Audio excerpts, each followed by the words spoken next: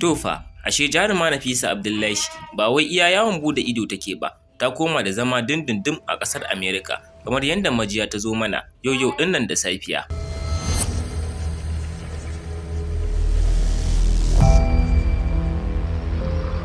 Assalamu alaikum, barkanmu da warhaka. Sannunmu da sake saduwa da ku a cikin wannan shiri namu. Kamar dai kullum, idan wannan shine farkon ziyartar ka wannan tasha tamu mai albarka, ku danna mana subscribe kana ku taba mana alama ta ƙararrawar sanarwa, dan da za a ringa sanar da ku da ɗan shirye-shiryen mu da zarar mun daura.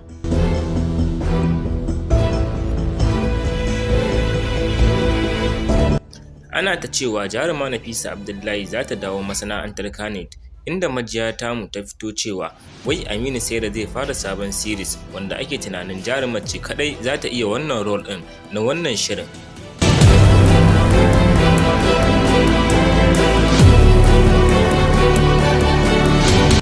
To sai dai dubbannin masoya na Aminu Saira sun yi tseko kan cewa ba sa so a sa ta wato Nafisa Abdullahi, daga bisani kuma a canja ta kamar yadda aka yi musu a fim din Labari Na.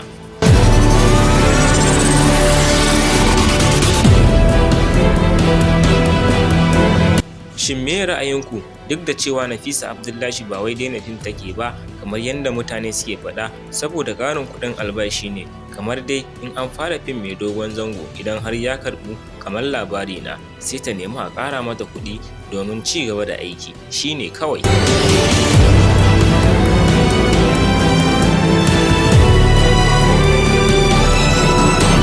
To masu sauraro, a nan za mu karkare muku tabarmar shirin namu ne, muke cewa idan da rai da rabo Allah ya ƙara sada mu da ku a cikin wani shirin namu na gaba. Amin.